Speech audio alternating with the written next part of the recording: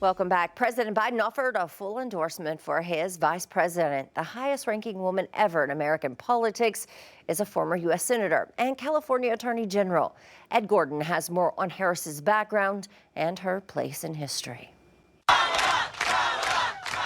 In 2003, underdog Kamala Harris won the district attorney election for the city of San Francisco.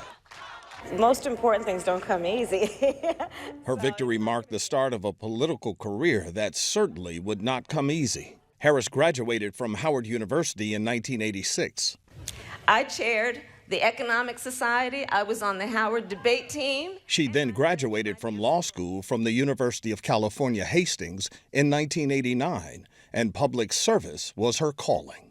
If you want to pass Proposition K, you're going to have the exact opposite effect. After serving 7 years as the district attorney of San Francisco, in 2010, she was elected Attorney General for the state of California.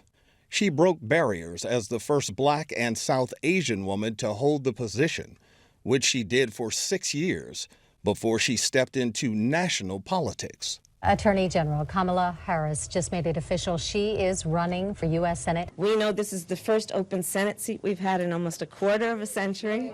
In 2016, she ran for Senate in California, and she won. I intend to fight for truth and transparency and trust. With her insistent inquiries and commitment to progressive policies, presidential buzz was quickly building around her. And those folks don't want a wall, they want a paycheck. So let's be clear about what should be the priorities of this administration. Harris's most notable moment came during a primary debate with Joe Biden over his opposition to federally mandated busing. However, she would soon be on a new campaign. I have no doubt that I picked the right person to join me as the next Vice President of the United States of America, and that's Senator Kamala Harris. Just months after her own campaign fell apart, Kamala Harris was on the presidential ticket with Joe Biden. And in November of 2020, Joe Biden was elected the 46th president, with Kamala Harris making American history as the first female Black and South Asian vice president. And as the 2024 presidential campaign began to heat up, Vice President Harris stayed the course. We will win re-election. There is too much at stake, and the American people know it. Even after President Biden's debate performance against former President Donald Trump, she stood by him.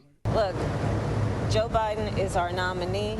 We beat Trump once, and we're going to beat him again. And President Biden stood by her. Folks, I know what a black job is.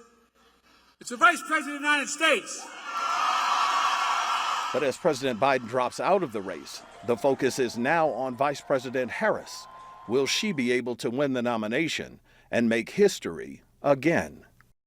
Ed Gordon, CBS News,